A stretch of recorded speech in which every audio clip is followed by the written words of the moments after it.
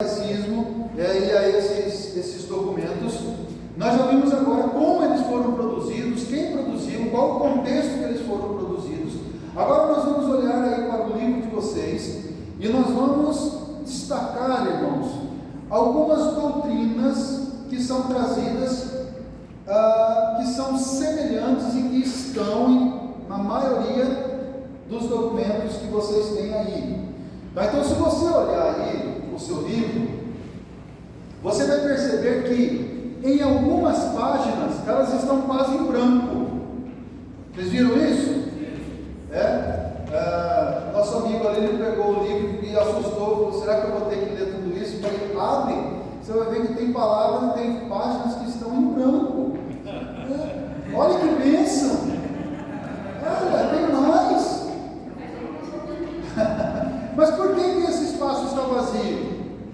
Porque se você olhar lá em cima, ela é uma tabela. Então, se você olhar lá em cima, é porque aquela confissão ou aquele catecismo não falou sobre aquele assunto. O breve, que é mais contido, o outro contido. Exatamente. Então a gente vai perceber que a confissão de fé e o breve e o catecismo maior, eles são muito mais abrangentes. Tá? Então o que eu fiz? Eu peguei principalmente essa primeira parte sobre Deus, sobre os atributos de Deus, e nós vamos conversar aqui, irmãos. Não tem como nós falarmos de todo o conteúdo deste livro, seria impossível. Mas eu trouxe os primeiros aí para a gente poder discutir, para a gente ver o que essas confissões falaram a respeito desses assuntos, o que eles trataram desses assuntos. Então, se a gente olhar lá para o índice, se a gente olhar lá para o início, vai lá no índice, por favor.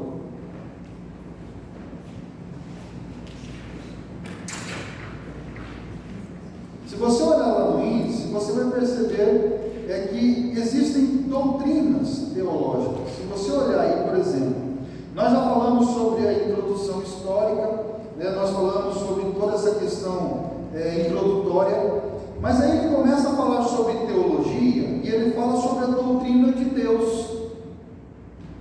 Ele fala sobre a doutrina de Deus. Depois ele vai falar sobre antropologia, cristologia, soteriologia. Ele vai falar então sobre eclesiologia e escatologia. Isso vocês vão estudar, aí eu de novo aqui, na teologia sistemática. Tá? Porque são assuntos doutrinários. Mas nós vamos dar uma pincelada aqui, principalmente nessa primeira parte a respeito de Deus, sobre os atributos de Deus, para que você possa entender como que essas confissões fizeram, porque o livro chama Harmonia das Confissões Reformadas. Então, é o que é harmonioso em todas elas, o que elas falaram e o que tem de semelhante em todas elas. Então, eu queria também a participação de vocês para a gente ver então quais são esses destaques das confissões reformadas. Então vamos lá. Primeiro, então, ela vai falar sobre o que? O ser de Deus e os seus atributos. O que são atributos? Ok, então as qualidades de Deus. Quais são os dois tipos de atributos que Deus tem? Isso, os comunicáveis e os incomunicáveis. Os comunicáveis são aqueles que Deus compartilhou com o homem. Então o homem pode ter alguma coisa desta qualidade de Deus. Os incomunicáveis são aqueles que Deus não compartilhou com o homem. Isso é um atributo, é uma qualidade específica e única do próprio Deus. Tá? Então a gente vai ver aqui, irmãos, de forma rápida, alguns atributos, e eu trouxe, são muitos, mas por quê? Os que eu trouxe aqui são os que se repetem nas confissões e nos credos, nos catecismos, entendeu? Então eu não peguei solto, são que são ditos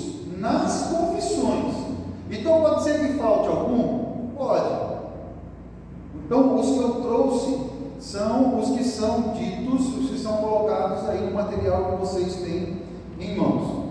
Então vamos lá. Vamos falar sobre alguns, então, qualidades ou atributos de Deus. Deus é um Deus único. A Bíblia fala sobre isso. O próprio Deus diz isso, né? Eu sou o único Deus e não há outro além de mim. Então, a maioria das confissões e dos catecismos, eles vão trazer essa ideia de um Deus único. Mas ela vai também trazer a ideia de um só Deus. E talvez você fale, um só Deus e único não é a mesma coisa? Talvez seja. Por que eu trouxe os dois? Porque algumas confissões, por causa da sua linguagem diferenciada, alguns vão trazer Deus como um Deus único, outro como um só Deus. Tá? Então, só para a gente compreender. Nós temos o Deus vivo. Né? Isso é importante eu entender isso, que eu tenho um Deus vivo. Isso precisa estar latente no meu coração? Precisa. Porque quando nós olhamos para todos os outros deuses, nós vamos ver que eles estão mortos. Esse é o diferencial de Cristo. Por que o cristianismo é diferenciado em relação à vida? Porque é o único que oferece a vida. É o único que aquele que prometeu vida está vivo. Então, trazer isso para o nosso contexto hoje talvez seja um pouco fácil, mas nós estamos falando de anos, de séculos atrás. Tá? Mas eles falam também sobre um Deus verdadeiro. E não é à toa que Jesus, quando veio aqui, ele disse: eu sou o caminho, a verdade e a vida. Ele diz também lá em João 8,32: e conhecereis a verdade, e a verdade vos libertará. Então nós estamos diante de um Deus vivo e verdadeiro. Ou seja, a existência desse Deus, ela não pode ser contestada. Exatamente por quê? Porque ele está vivo e o que ele é verdadeiro. Tá? Isso é muito importante para a nossa caminhada. Ele também é eterno. Isso faz diferença? Por que Jesus oferece a vida eterna? Porque ele é eterno.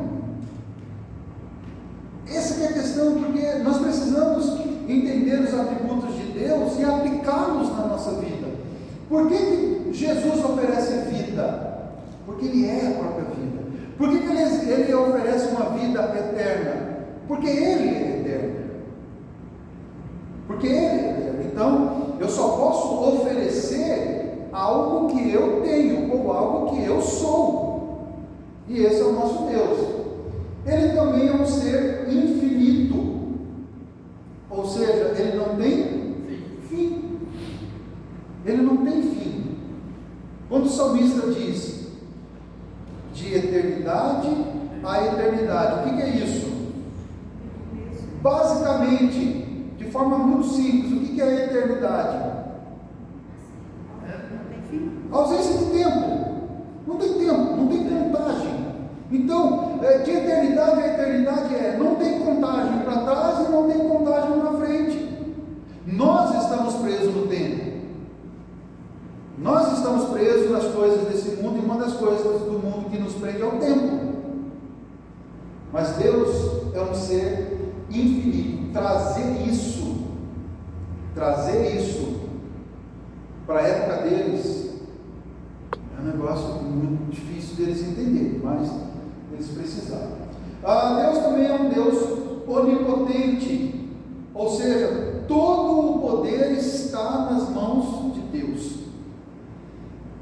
E aí, você falar isso para um arminiano, ele vai falar assim: peraí, mas a salvação não está na minha mão?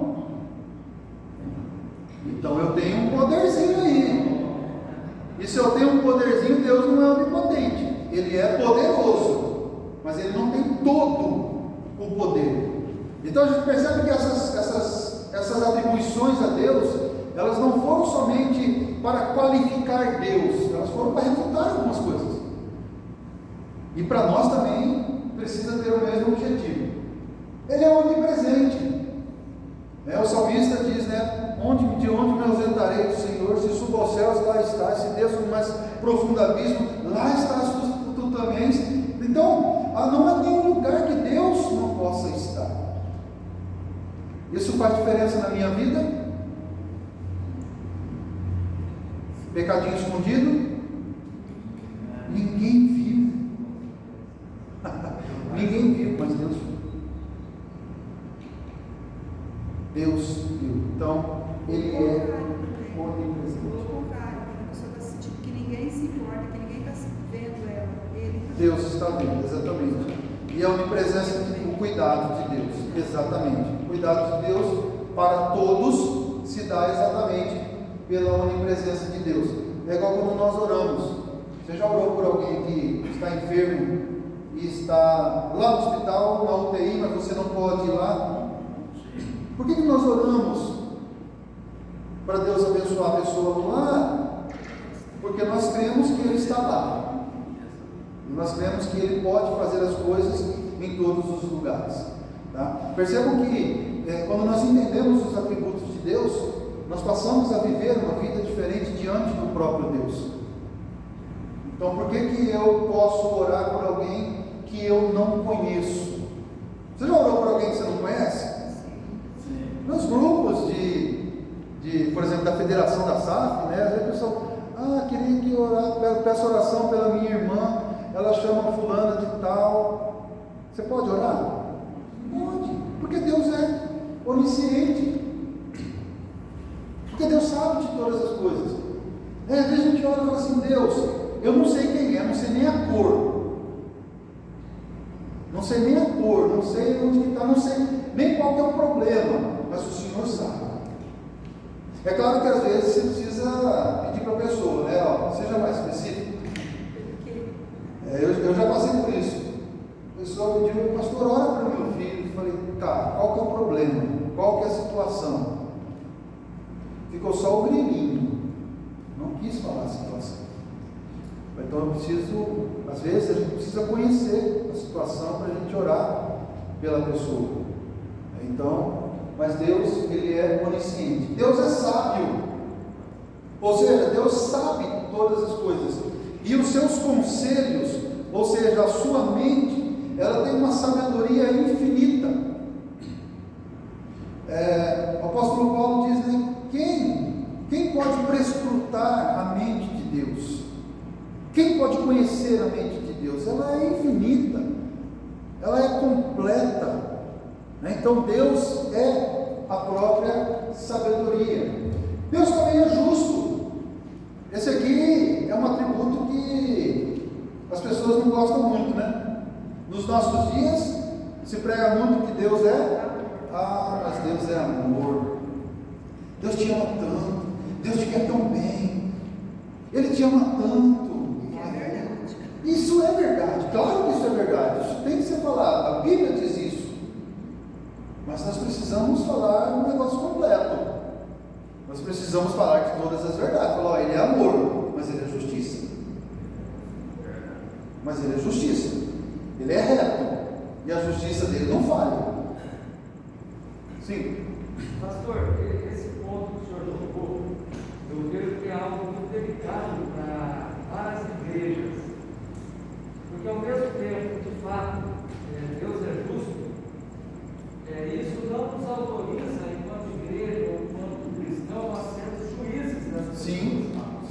Porque essa postura, muitas vezes, de juízes e até ultrapassando para acusadores, acaba afastando muita gente e impedindo o acesso ao evangelho das pessoas. Então eu vejo isso hoje, que nós temos que ter maturidade e sabedoria para compreender, na verdade, a essência de que Deus é justo, Cristo, Ele é o advogado, e ainda não é o juiz do tribunal que vai se instalar. Mas nós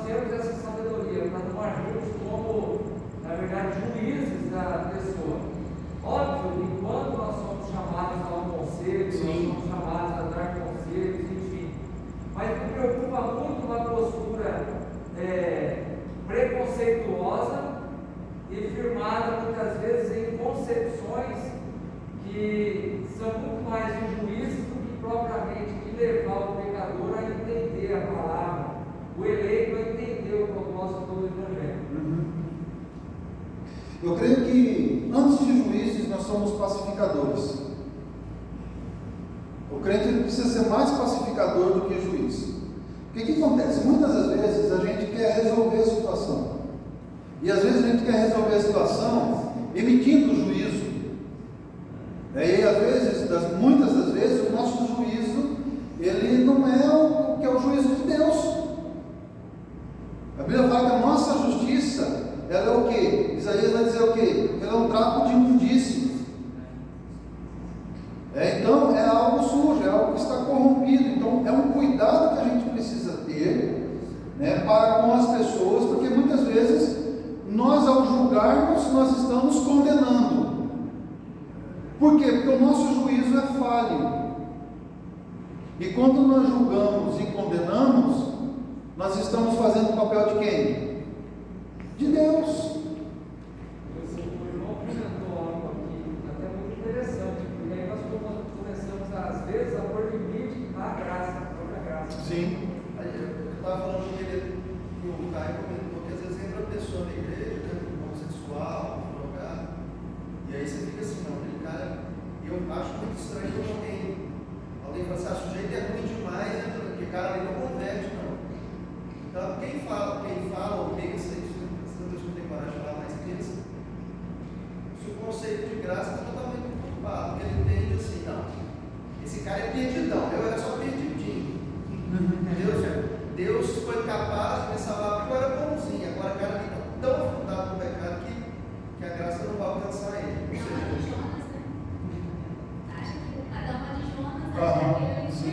Sim, exatamente. Mas olha só para a gente pensar sobre isso. Quem é que nasceu no lar evangélico? A maioria, né? Quem converteu enquanto adulto? Ok. Eu não vou fazer essa pergunta porque eu creio que não tem ninguém aqui. Mas quem que ainda não é convertido? Ok, nós temos um outro grupo. Então tá, nós temos 3 grupos. Nós temos aqueles que nasceram no lar evangélico. Nós temos aqui pessoas que são convertidas e que já têm o coração convertido. E vamos supor aqui que nós temos um outro grupo de ímpios e que não tiveram o seu coração convertido ainda. Ok? Qual o tamanho? Vamos tentar imaginar, tá? Qual o tamanho da graça que você que nasceu no lar evangélico precisa? Vamos supor 10. Ok? Qual o tamanho da graça que você que converteu adulto precisa? Que tamanho?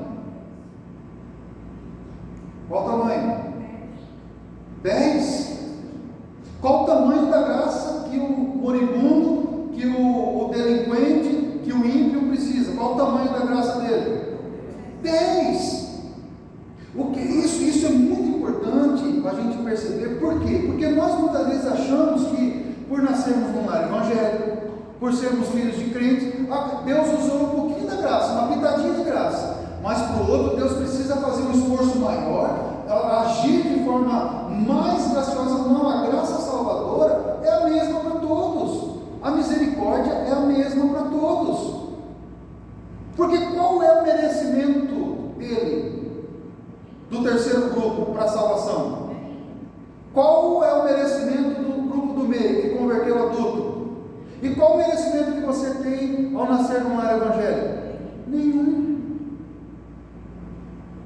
É por isso que a melhor coisa que Deus fez foi colocar tudo isso nas mãos dele. E quando o texto fala que onde abundou o pecado, superabundou a graça. A graça ela sobrepõe o pecado.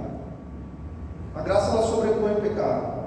A graça ela é muito maior que o pecado. Por quê? O pecado nos torna imerecedores. Não é pelo grau de tamanho. Não necessariamente. Ela nos torna, ela nos faz com que nós sejamos pecadores, imerecedores. A graça é exatamente o favor contrário para quem não merece. Então esse é o ato gracioso de Deus. É só uma ideia de sobreposição. O pecado aqui é dessa sobrepõe o pecado, mas não no sentido de que onde tem mais pecado, não. Exatamente. A ideia de algo superior, a ideia de algo que cobre. A ideia é de algo que é maior do que isso, tem uma eficiência maior, não no sentido de tamanho. Quanto mais eu peco, maior a graça. Não, a graça é a graça. Então o ato gracioso de Deus, ele age na vida do homem, do ser humano, de certa forma igual. É por isso que Paulo já diz o quê? Já não há grego, não há diferença entre o grego e o judeu. Todos são iguais, diante de Deus. Então, esse juízo que a gente emite, a gente olha para o fulano e fala assim: nossa, esse aí não tem jeito. Você precisa tomar cuidado. Pois é. Misericordioso. Deus é misericordioso. Qual a diferença desse atributo de Deus e desse atributo de Deus na salvação? Na salvação, com quem Deus age com justiça e com quem Deus age com misericórdia? Diferente. Misericórdia está tratando assim com justiça. Misericórdia para com os salvos e justo para com os que pensam que são salvos. É bem isso. A palavra de Deus diz que lá em Efésios capítulo 2 que nós estávamos mortos em nossos delitos e pecados, mas Deus, sendo rico em misericórdia, nos salvou em Jesus Cristo. Ok? Então o que a gente precisa entender a respeito da salvação é que todos estávamos mortos, e é justo que nós permanecemos lá. É justo que todo mundo fique lá. Mas Deus, sendo rico em misericórdia, nos salvou. Então, para os eleitos, Deus usa de misericórdia. Para os não eleitos, Ele usa de justiça. É por isso que Paulo diz: a injustiça da parte de Deus, de maneira alguma. Ele aperta para quem Ele quer e Ele salva quem Ele quer. Não foi assim com Esaú e Jacó? Então, esse é um atributo de Deus que, se eu entender dessa forma, é porque o que acontece? Às vezes as pessoas acham que Deus manda os outros para o inferno.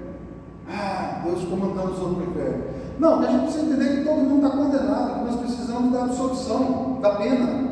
E essa absolvição da pena, ela vem na cruz do Calvário, no derramamento do sangue de Jesus.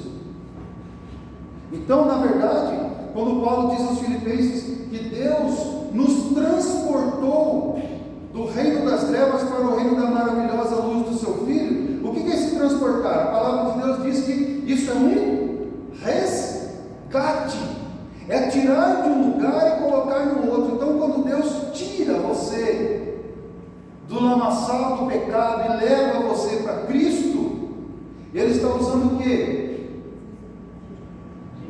Misericórdia. Mas o que vai ficar lá, dentro da soberania de Deus, é justo. Isso é teologia reformada. Pastor, mas existe uma linha da igreja cristiana também, que acredita que a assunto lá do Cidadão, que acredita que Deus que condenou, as pessoas. Tipo assim, Deus salvou alguns e condenou outros, mas na verdade a nossa linha é intra, no sentido de que Deus, todos estavam iguais, Deus escolheu salvar alguns e outros ele deixou. Não é que ele condenou, mandou para ser essa linha aqui, ele simplesmente deixou como estava. Não entendo, não acho que na vida da casa. Isso começa quando? Lá no Éden. Todos estávamos condenados. Exatamente.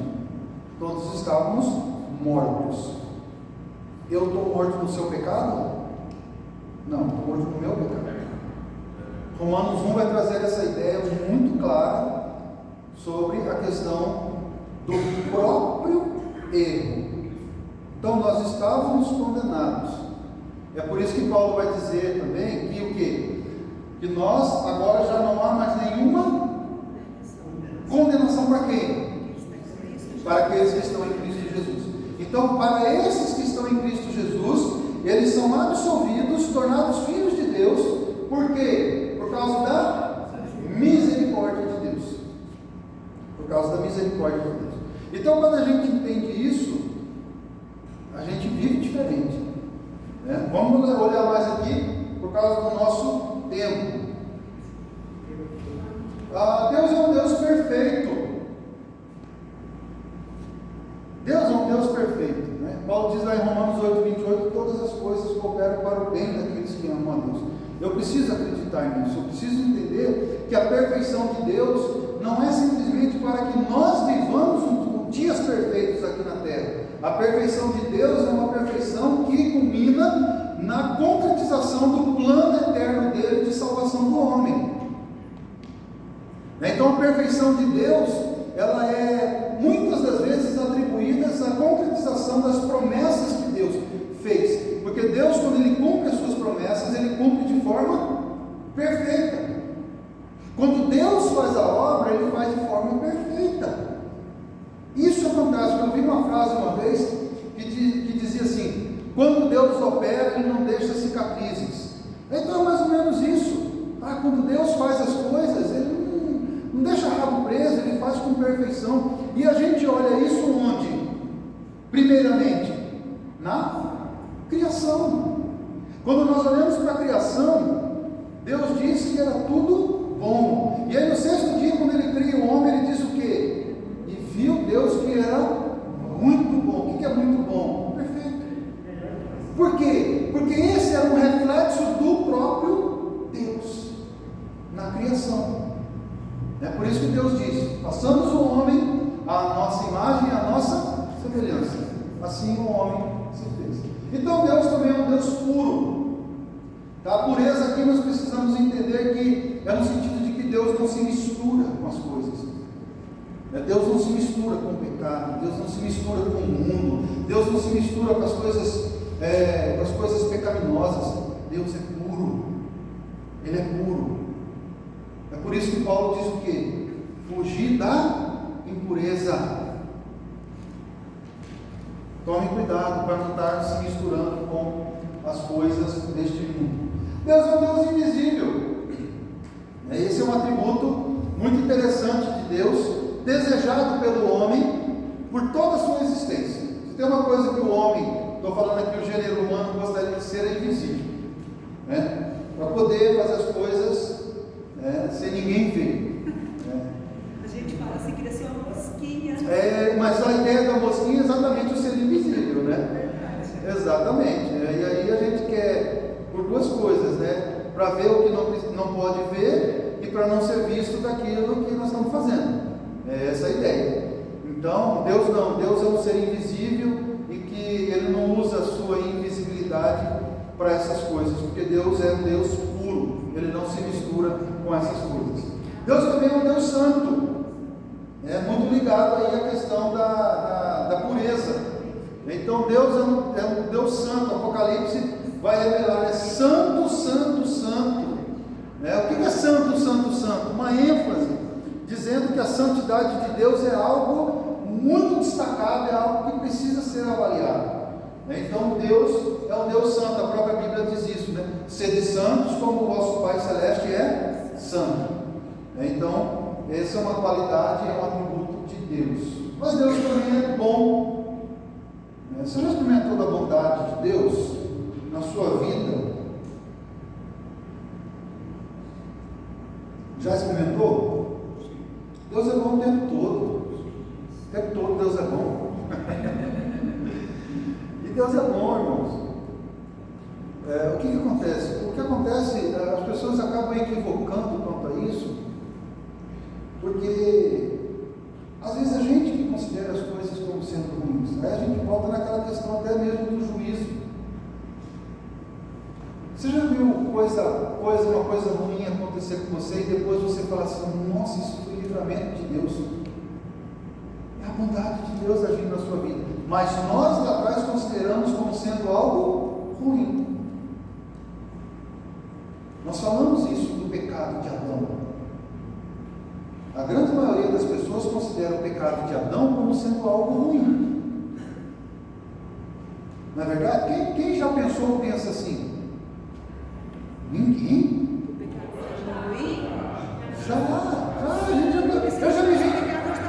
Eu já vi gente falar assim: ei, mas se eu chegar no céu, Adão estiver lá, eu vou, ó, nele e Eva, vou bater neles.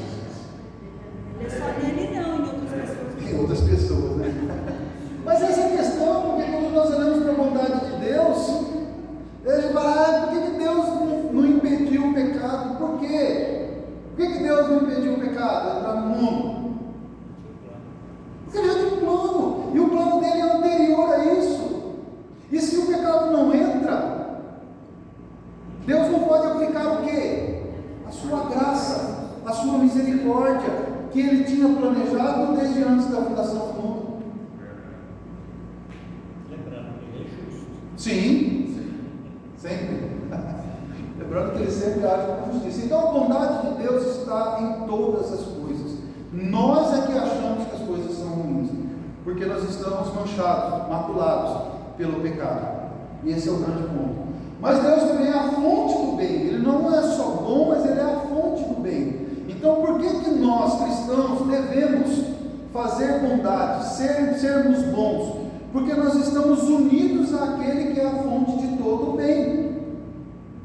Então quando eu entendo isso, eu passo a agir com o meu irmão de forma diferente. Eu passo a agir dentro da minha casa de forma diferente. Eu passo a amar as pessoas de forma diferente. Então, Deus é toda fonte de bem. Deus é um Deus confiável. Por que a gente ora? Por que você ora? Conta tudo para ele. Por que você conta tudo para ele? Porque eu confio. Às vezes você conta para a pessoa, né? Você vai contar seu problema para a pessoa, que a sua cidade inteira sabendo. Você fala para a pessoa: estou passando por isso, isso e isso. Na hora que você vai lá na padaria, o fulano já te aborda lá, fala: nossa, fiquei sabendo que você está passando por isso. As pessoas, infelizmente, elas nem todas são confiáveis. Mas Deus é um Deus que a gente pode confiar. A gente pode depositar, não só pode, como deve, depositar toda a nossa confiança nele. O salmista diz o quê? Uns confiam em carros, outros em cavalos. Nós, porém, nos gloriaremos no Deus dos exércitos. Então, essa é a postura do crente, eu preciso entender isso. Deus é o Deus Criador. Esse tem sido um atributo de Deus muito... Está tendo uma tentativa muito forte nos dias de hoje de contradizer a questão de Deus como sendo Deus Criador. As teorias aí estão muito ativas, as teorias estão muito fortes aí nas escolas, nas crianças, o Big Bang e todas essas outras doutrinas aí, a doutrina do caos e todas essas coisas. Então nós precisamos não só crer, mas também passar para as pessoas que nós cremos um Deus Criador. E Ele criou tudo de forma livre. Deus não está preso a qualquer coisa. Deus é um ser perfeitamente e totalmente livre. Ele faz as coisas de acordo com a sua própria vontade. Ele é livre para fazer as coisas. Então, esse é um atributo muito interessante de Deus. Deus também é imenso. A palavra de Deus diz que a glória de Deus, ela o quê? Enche a terra. Não tem um lugar onde Deus não possa estar. Então Deus é imenso. Ele é grande, a sua majestade é imensa. Ele é um ser imutável. Esse é um outro aspecto muito... Lembrando aqui, irmãos, nós não estamos falando desses assuntos isolados, tá? Nós estamos falando das confissões e dos catecismos que eles falaram sobre isso há muito tempo atrás, tá? Nós estamos apenas comentando sobre esses atributos de Deus. Quando a gente fala desses atributos, nós estamos falando da Trindade. Sim. Sempre pensando no Pai, Filho e Espírito. Se der tempo, a gente vai falar sobre a Trindade, tá? Espero que dê tempo. O Fran falou que nós vamos até 11, Fran? 10h30? Sim.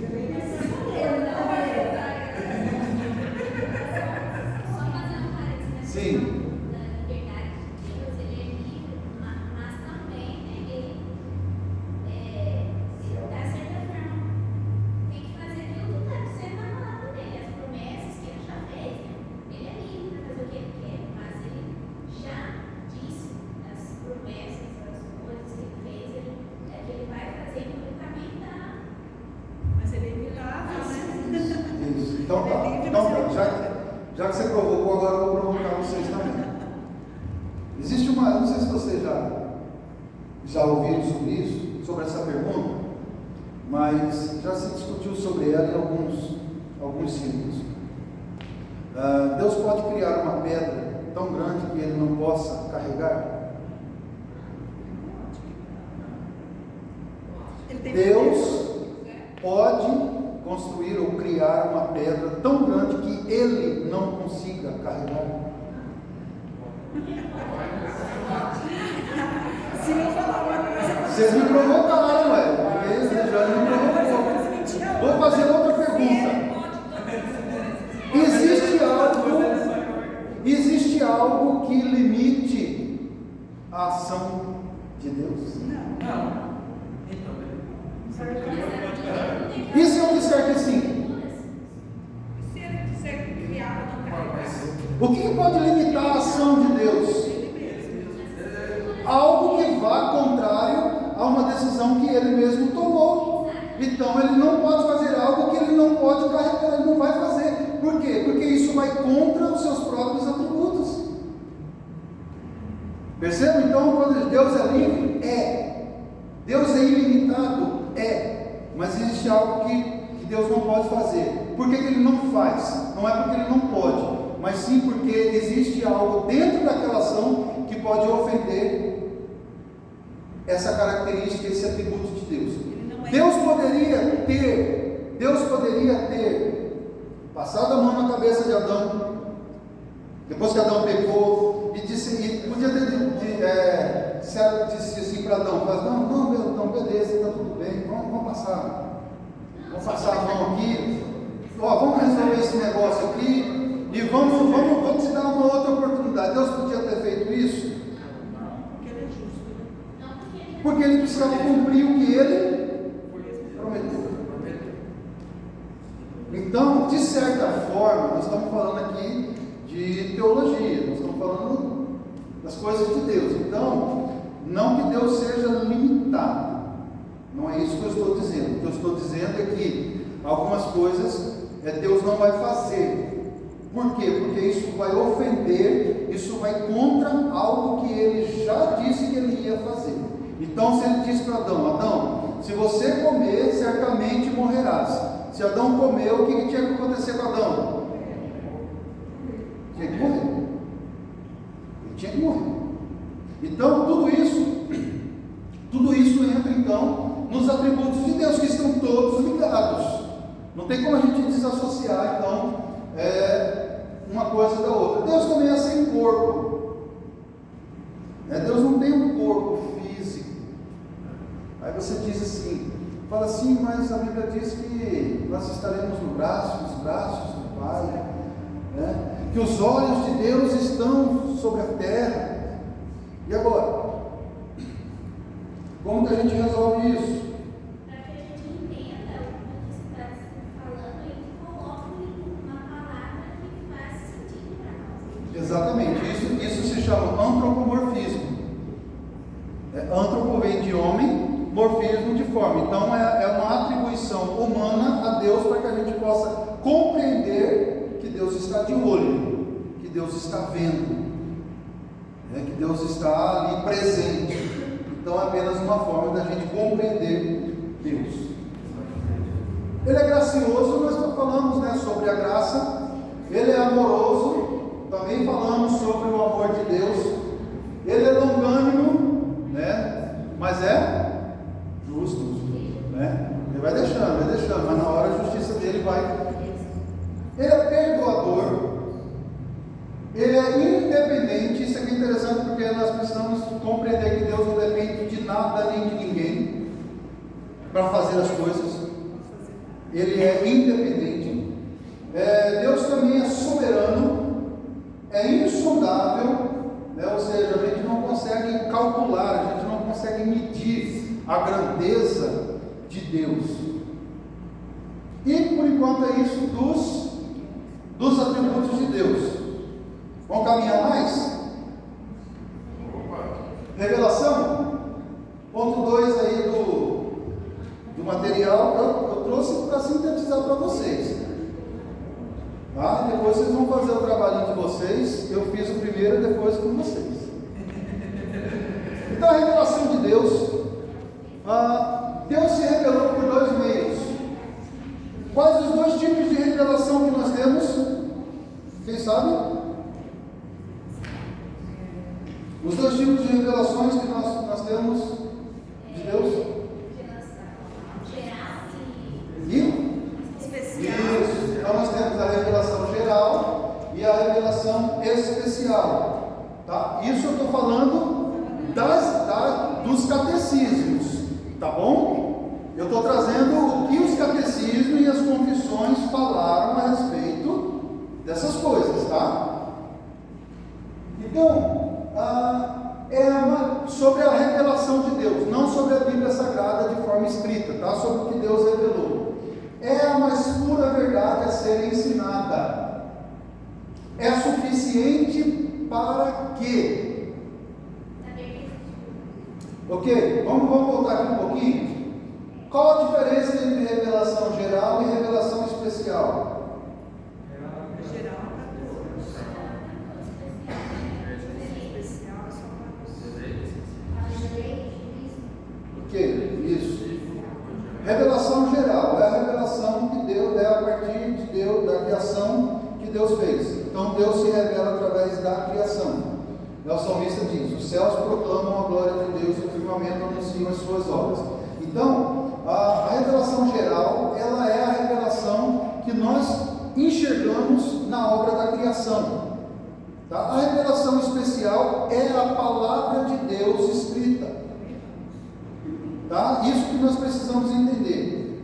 Então, olhando para a revelação, nós vamos falar da revelação especial, tá? Olhando então para a revelação especial, é a mais pura verdade a ser ensinada. Ela é suficiente para quê? Qual a diferença gritante entre a revelação especial e a revelação geral? Exatamente, uma salva e a outra não. O ímpio, ele pode ir lá na cachoeira e ele olhar aquela coisa linda, maravilhosa, ele vai dizer: que Deus maravilhoso! Nós temos um Deus criador, e Deus é perfeito. Olha como que Deus faz as coisas. Ele pode falar o que ele quiser, mas isso não o salva. Essa que é a grande diferença. Então, a revelação especial era suficiente para convencer o homem do pecado e torná-lo indesculpável. É o que Paulo vai dizer em Romanos 1. Então, os homens trocaram a glória de Deus, adorando a criatura ao invés do Criador. E aí ele diz que todas aquelas atitudes daqueles homens, e por isso eles são o quê? Indesculpáveis. Então, o livro chamado Bíblia, que você tem aí no seu colo, na sua mesa, ele basicamente faz duas coisas. Ele fala que você é pecador e fala que você é indesculpável diante de Deus. Mas ele fala também de um Deus gracioso, que apresenta o seu Filho Jesus Cristo para morrer em nosso lugar e nos conceder a salvação. Então, é nesta revelação que nós aprendemos tudo isso. Deus assim se revelou e o fez pelo poder do Espírito Santo. Então, a palavra de Deus revelada, ela não pode ser desassociada do Espírito Santo. Tá? Esse negócio que principalmente algumas igrejas pentecostais falam: o senhor veteriano e não acredita no Espírito Santo, e o Espírito Santo, essa coisa toda, isso aí é uma tremenda mentira. Porque o presbiteriano falar que o Espírito Santo é menor, ou que o Espírito Santo é inferior, ou que ele não é o que é, ele não é reformado, não é presbiteriano, ele não é bíblico. Ele não é crente, com certeza. Então, não podemos desassociar a revelação especial do Espírito Santo. A revelação geral, ela pode ser desassociada. Então, o ímpio pode, sem o Espírito Santo, contemplar uma cachoeira e dizer que ela é bonita, que Deus criou? Pode. Até porque a gente não sabe nem que Deus que ele está se referindo. Ele pode estar falando de qualquer outro Deus, menos o Deus Criador. Então, a revelação está no Antigo e Novo Testamento. é indispensável na vida do cristão. Então, olha o que os catecismos e as confissões estão trazendo há anos, há séculos atrás. A revelação de Deus é indispensável para a sua vida. Você quer ter uma vida cristã? Quer ter uma vida cristã justa, digna diante de Deus? Não queira caminhar em caminhos sem a revelação. Você precisa estar ligado com aquilo que Deus revelou para nós. E ela mostra que há um só Deus. Então isso aqui é muito interessante, porque nós estamos falando de século XVI, século XVII. Falar que existe um só Deus não é fácil, não é fácil, né? Mas eles afirmaram isso há muito tempo atrás. Então, ela revela um modo suficiente e eficaz para a salvação do homem perdido. O que acontece é que às vezes a gente tem medo, e às vezes a gente acaba olhando por caminhos tortuosos, e a gente não entende o que é revelação. Se a gente olhar, por que muitas pessoas têm medo ou receio de ler Apocalipse?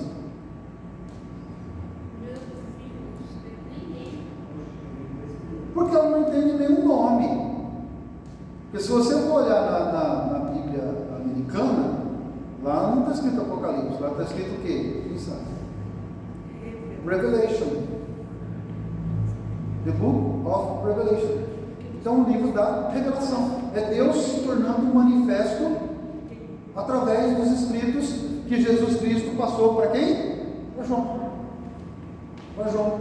Então, ela é suficiente para a salvação do homem perdido. Aqui fazendo uma ligação bem direta com a questão da revelação, então nós temos as Escrituras Sagradas. Então, Deus se revelou e permitiu que homens santos escrevessem, registrassem aquilo que Ele mesmo revelou através então do seu Espírito Santo. E é por isso que as confissões de fé e os catecismos, eles vão fazer essa bem tênue separação entre revelação e Bíblia Sagrada, e as Escrituras Sagradas, tá? Porque eles entendem que uma coisa é Deus se revelar, outra coisa foram as pessoas, os homens, escreverem, né? Então, todas as duas linkadas com o Espírito Santo. Então, olha só, primeiro, não foi enviada nem entregue por vontade humana, a própria Escritura diz isso. Não foi por vontade humana que as coisas foram escritas e nem entregues. Foi da parte de Deus. Então Deus é o próprio autor da palavra dele. Então os homens foram movidos pelo Espírito Santo. O que a gente precisa entender é que Deus usou todos aqueles homens e mulheres com as suas próprias características. Às vezes as pessoas pensam que Deus manipulou lá Pedro e falou: Pedro, senta aí, agora eu vou apossar de você e vou pegar na sua mão e vou escrever. Não, Deus usou as qualidades daqueles homens. Se a gente olhar a gramática de Pedro, o tom de Pedro, e fazer um comparativo com Paulo, nós vamos ver uma diferença gritante entre um e outro. Então, mas nós não vamos ver diferença alguma na mensagem. Nós encontramos diferença de vocabulário, nós encontramos diferenças gramaticais, nós encontramos todos os tipos de diferenças, menos a diferença na mensagem, na doutrina. Eles não se contradizem, apesar de todos os escritores bíblicos terem sido uns diferentes dos outros. Mulheres, homens, mas todos inspirados pelo mesmo Espírito. E por serem inspirados pelo mesmo Espírito, é por isso que é uma só mensagem. A Bíblia toda, ela contém uma mensagem sobre Cristo, sobre a obra de Cristo. E é assim que nós precisamos olhar para ela. Então nós cremos, aqui eu peguei bem uma frase deles mesmo, que está aí. Cremos que as Sagradas Escrituras contêm 2 livros. Quais são? Antigo e Novo Testamento. E aí eles colocaram uma frase interessante, contra os quais nada pode ser alegado. Olha que coisa interessante. Então eles falaram assim, é Antigo e Novo Testamento, contra os quais você não pode falar nada contra eles. Então eles colocaram que a palavra de Deus é Antigo e Novo Testamento e ponto. Então eles fecharam. O grande problema é que hoje, nos tempos de hoje, as pessoas estão abrindo, estão colocando outras coisas ou tirando. Ou tirando. Então, as confissões de fé e os catecismos, eles fecharam na época, eles fecharam e deixaram bem fechadinho toda essa questão de acrescentar ou tirar qualquer coisa. Então, nada pode ser alegado contra eles.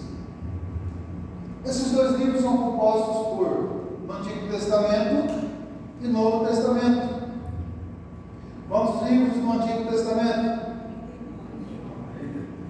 E perguntinha de escola dominical para a criançada, hein? Só os professores que responderam. Quantos livros no Antigo Testamento? 39. Ok, 39. E no Novo? 27. Total? 66. 66. Pastor, eu preciso saber isso? Precisa. Você precisa saber. Quais são esses 39? Quais são os 27? Hã? Quais são os 39? Quais são os 27? É bom. É bom porque outro dia eu fui pregar lá na igreja e eu preguei lá em Filemon.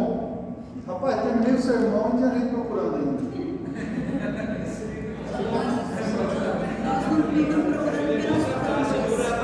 Desde que o Paulo saiu no meio das cartas Paulinho, dura Abacuque, desde que ele pediu o Paulo saiu no meio Pois das é.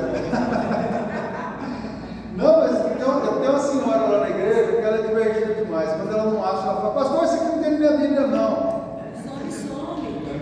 Sumiu, não tem aqui não. Então alguém tirou. Mas é importante a gente saber, para a gente.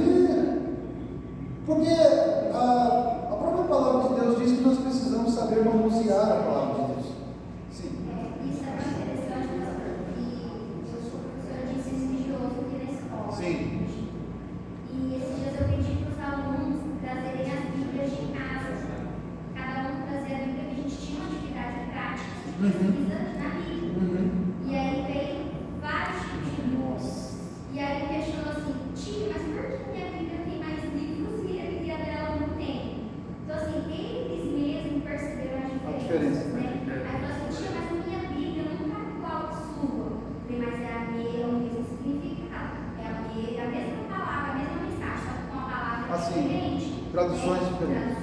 Aí eu fui voltar o conteúdo que eu já tinha explicado isso em aulas anteriores, aí eu retomei para eles poderem compreender. E assim, a gente observa que eles, né, idade de 10, 11 anos, eles alguns já conseguem identificar. Sim. Então, assim, e aí ele perguntou para mim, então quer dizer que a minha Bíblia está errada? Ele mesmo fez essa pergunta para mim, e ele se perguntou, ele falou assim, não, tia, então quer dizer que a minha Bíblia não está certa, se a minha, esse livro não tem na minha Bíblia. Sim. Né? Então, assim, é uma reflexão. Sim, e a gente tem que estar pronto para ensinar da forma correta. Né? Eu tenho um menino de 10 anos e ele tem uma professora católica. A professora dele é católica. E aí, eu não sei que cargas d'água que eles foram discutir sobre isso. Não era aula de ensino religioso nem nada. E aí a professora, para vocês verem como que nós temos que ensinar as nossas crianças isso, e nós também temos que saber. E a professora virou para ele e falou para ele, falou assim, a sua Bíblia é incompleta. Falou na cara, ele chegou em casa falando, ele chegou bufando, porque ele queria partir para cima dela. Eu falei, filho, tem hora que você tem que ir, mas não adianta. Ela é sua professora, respeita. Isso vai mudar a sua fé? Isso vai mudar a sua convicção, meu filho? Ele falou, não, de forma alguma. Mas que eu queria falar, eu queria. a sua Bíblia é incompleta, a sua Bíblia é pela metade. E aí ele, na inocência dele, ele foi calcular, porque metade é o quê? Metade. Então se a gente for fazer metade de 66, é 33. Ele falou, na minha Bíblia não tem 33, na minha Bíblia tem... E ele sabe. Na verdade, seria metade de 72. Também, né? Sei lá qual metade que ela quis usar, né?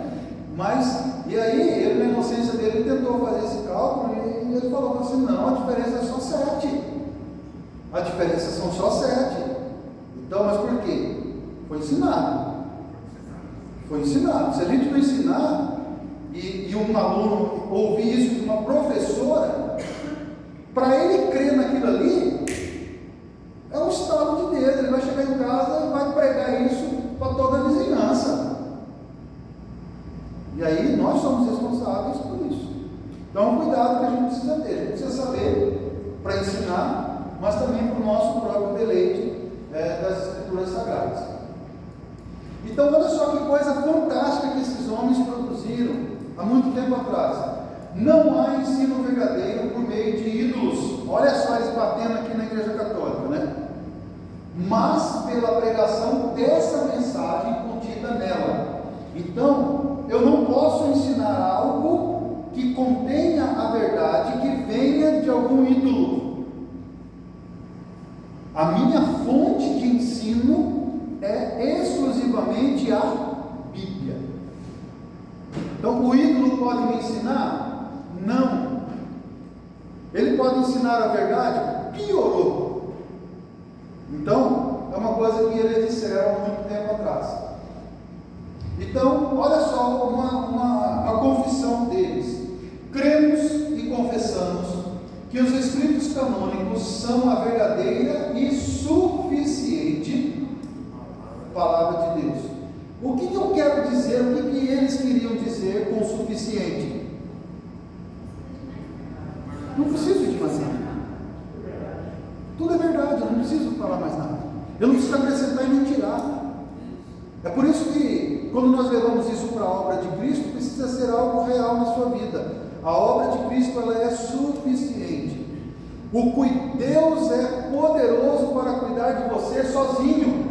Deus não precisa de outro para poder cuidar de você.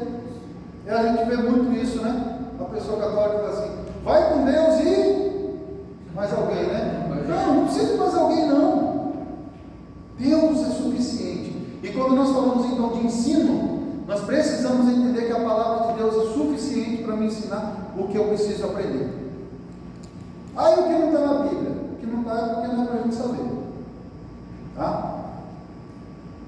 Então, ela tem autoridade suprema. Ela não contém a palavra de Deus. Ela é a própria palavra de Deus.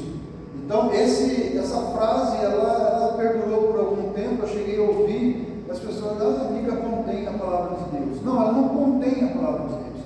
Então, conter é algo que você tem um recipiente e você coloca outra coisa dentro do recipiente. Não, ela não contém a palavra de Deus. Ela é por completa a palavra de Deus, do início ao fim. Independente de capa, independente de língua, independente de tradução, ela é a palavra de Deus.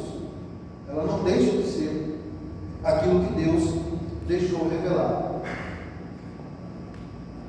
Ela expõe de forma clara e completa tudo o que se refere à fé salvadora e o padrão de Deus a ser vivido. Lembra quando nós falamos agora há pouco que, principalmente a confissão de fé, o Catecismo Maior, ele é um manual, um guia para você olhar para a sua vida prática? Então, aqui eles estão dizendo que as Escrituras Sagradas, elas são completas e claras para você entender o padrão de Deus que você deve viver. Então, não existe esse negócio de, eu não sabia. Uma vez uma pessoa me perguntou, antes de eu ir para o seminário, e aí ela perguntou assim, mas como que eu vou saber o que é pecado e o que não é pecado? Eu falei, olha para as Escrituras. Olha para o próprio Deus. Lá você vai ver. Não sou eu que decido o que é pecado e o que não é pecado. Não sou eu que acho se é ou não é pecado. Então, o que nos norteia para decidir as coisas na nossa vida é exatamente a palavra de Deus. Ela diz como nós devemos viver, é o nosso padrão de vida. Não pode ser retirado nem acrescentado alguma coisa. Fantástico isso aqui, né? De onde que eles tiraram isso aqui? Da própria Bíblia. Da própria palavra de Deus. Então cremos que ela nos conduz à verdadeira sabedoria, à piedade e ao sistema de governo eclesiástico. Então a igreja, ela é governada, a nossa igreja, vamos pegar a nossa igreja presbiteriana, presbítero, de onde nós tiramos presbítero? Tem algum diácono aqui? Quem te deu esse título? De onde que a igreja falou que tinha que ter diácono? Da Bíblia. Exatamente. Então, o sistema de governo eclesiástico, ele não pode ser tirado daquilo que eu acho, que eu penso que deve ser. Se você estudar os sistemas de governo, você olhar, por exemplo, para o sistema de governo episcopal, o grande problema das igrejas é porque a maioria elas usam e adotam o sistema episcopal, um manda em tudo. Isso não é bíblico. Isso não é bíblico. Então, a confissão de fé e os catecismos, elas nos trouxeram, elas na verdade nos trazem toda essa sabedoria, toda essa piedade e tudo que nós podemos saber e devemos saber sobre o governo eclesiástico à luz das Escrituras Sagradas. É por isso que a igreja presbiteriana, ela nasce nesse contexto. Quando começaram a voltar os olhos para onde? Para as Escrituras. Porque eles viram que estava tudo errado. E o errado não era simplesmente estar errado. O errado é porque eles estavam o quê? Se distanciando do quê? Da Escritura Sagrada.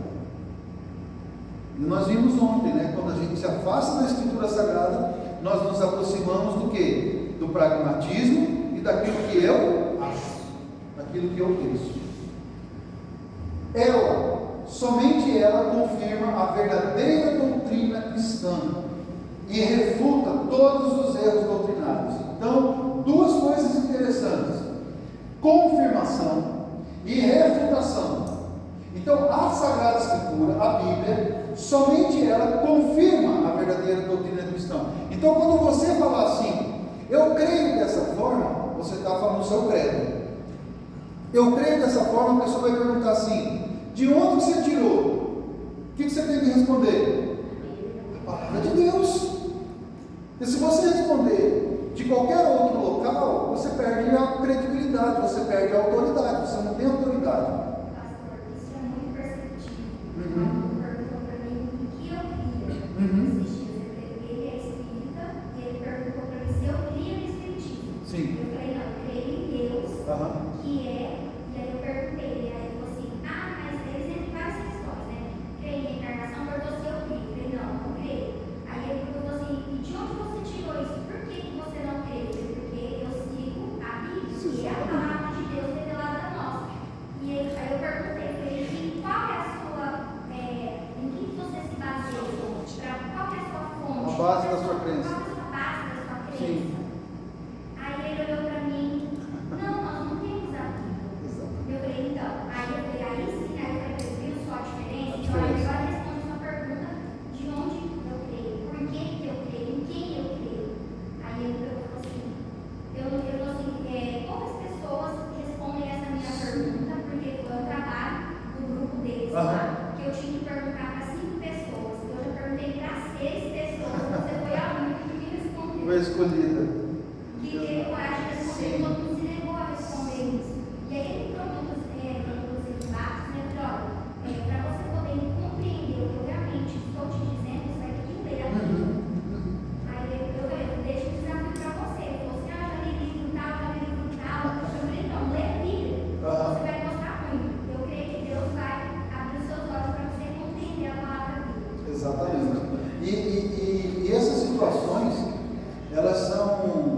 portas escancaradas para o evangelismo. Às vezes é o que a gente falou agora há pouco, só que no sentido de justiça, nós fechamos as portas. Já está formado, já tem a ideia, já tem as opiniões formadas. E as ideias e as crenças religiosas fazem parte do contexto dele. Quer dizer, ele é espírito, mas ele é espírito e não sabe por que é. Ele não sabe de onde que veio. Entendeu? Então, qual é o diferencial do cristianismo e da teologia reformada? E por que nós estamos estudando isso? Porque existe uma fonte, existe uma origem. E essa origem e essa fonte é a Bíblia Sagrada. Então, se a pessoa falar assim, mas eu não acredito na Bíblia, aí é outra coisa. É o aconselhamento bíblico. Aconselhamento bíblico, se eu não conheço a pessoa, a primeira coisa que eu pergunto, você crê na Bíblia? Se ela fala assim, não, eu não creio, eu falo, então não vai funcionar. Porque eu vou falar só o que está na Bíblia. Se você não crê, aí nós temos uma dificuldade. Agora, se você falar assim, eu creio, opa, então abre a sua, que eu abro a minha e vamos estudar. Vamos aprender aqui.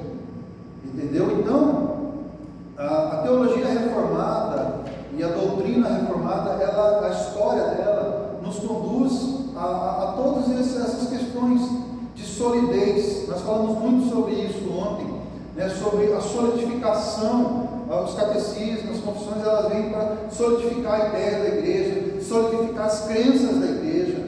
Elas não foram construídas e feitas à toa. Então, ela não pode jamais ser rejeitada. Deve ser pregada na igreja por pregadores vocacionados pelo próprio autor da revelação. Aqui tem duas coisas muito interessantes que eles trabalham. A primeira é sobre a rejeição. Eles tinham uma crença muito forte de que ao rejeitarmos a palavra de Deus, nós estamos rejeitando o próprio Deus. Então, quando a pessoa diz que não conhece a Bíblia, automaticamente ela não conhece Deus. Então, a partir do momento que ela não crê na Bíblia, ela também não crê em Deus. Ela pode crer num Deus, ela pode ser religiosa, ela pode ser qualquer outra coisa. Eu estou falando de crer no Deus verdadeiro, o Deus vivo e verdadeiro. Então, às vezes a gente fica com a ideia de que o Evangelho salva. Sim ou não? Sim ou não, gente? O Evangelho salva? Sim. Sim, o Evangelho de Cristo salva. Mas o que mais que o Evangelho faz? Ele condena.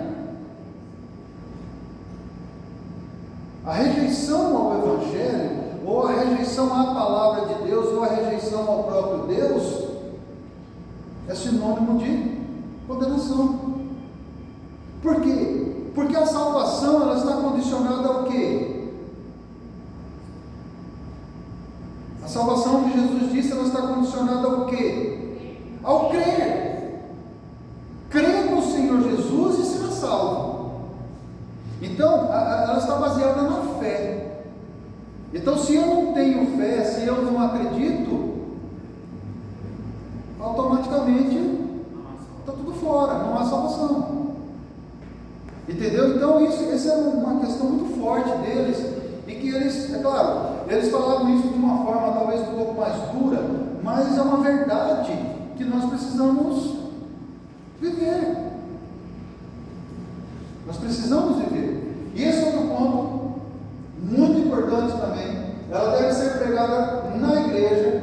É claro que nós estamos falando de contexto de século XVI e XVII, onde as pessoas iam mesmo à igreja, e não é um fechamento de que a palavra só pode ser pregada na igreja. Mas olha só o que eles dizem: por pregadores o quê? Vocacionados pelo próprio autor da revelação. Quem prega? Quem prega é quem Deus chama. Sabe, às vezes a pessoa fala assim: eu quero pregar, eu quero isso. Meu amigo, se Deus não te chamar, não adianta você querer.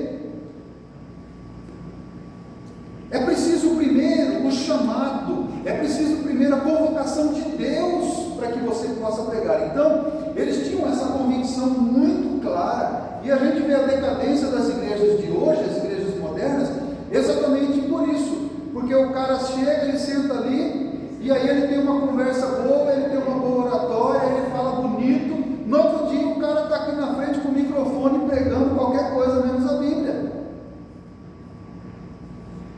Então a consciência desses homens lá muito tempo atrás conduzia as pessoas para entender, falou assim, ó, quem vai subir aqui no púlpito? Aquele que Deus chamou para pregar. É aquele que Deus chamou, não é qualquer um. Precisa ser vocacionado. A gente tem uma amiga lá em Belo Horizonte, onde nós fizemos o seminário, e ela falava assim, tem uns que são chamados, né? Tem uns que Deus chamou, mas tem uns que ouvem um assovio ali na esquina e acham que é Deus chamando, né? Não é chamado, é só um assovio, né? Eu estou indo. Não, é coisa séria. É coisa séria. Pregar a palavra de Deus é coisa séria. Embora o pregador seja pecador e mau, a palavra permanece boa e verdadeira. Olha que coisa fantástica que nós precisamos ter. O que há de bom em mim para estar aqui, humanamente falando? Nada. Sou um pecador, pobre e miserável, que dependo da graça e da misericórdia de Deus, assim como todos vocês. Mas apesar de eu ser pecador, apesar do mal que muitas vezes eu faço, a palavra permanece verdadeira e boa. Isso é importante. Isso está totalmente ligado com o ponto anterior dos vocacionados. Porque aqueles que são vocacionados por Deus, aqueles que são chamados por Deus para pregar nas igrejas, a despeito da sua vida, da sua natureza pecaminosa, a palavra que ele fala, a palavra que ele prega, ela é viva, ela é verdadeira, ela é útil para a conversão e para a salvação do homem perdido. Então, olha a consciência desses homens há séculos atrás. Isso também está se perdendo nos dias de hoje. Na verdade, um dos lemas da reforma é reformando, né? Sempre reformando. A gente precisa voltar a muitas coisas, né? Muitas coisas. Ela está acima de qualquer cultura, costume, concílios, decretos ou resoluções. Então, qualquer cultura, qualquer costume, qualquer resolução, seja do conselho que for, se tiver fora das Escrituras Sagradas, elas não fazem sentido. Elas não fazem sentido. Então, ela está acima. O Evangelho, nós sabemos que o Evangelho ele é supracultural. A cultura não pode estar acima da palavra de Deus. A cultura não pode estar acima das coisas de Deus. É por isso que quando o missionário chega em uma tribo, em uma aldeia onde o Evangelho nunca foi pregado, qual é uma das primeiras coisas que o missionário bom faz? Aprende a língua para quê? Para traduzir o quê? As Escrituras Sagradas. As traduções, elas não são simplesmente o cara para traduzir. Não, ela tem um propósito. Por quê? Porque ao eles entenderem na língua deles,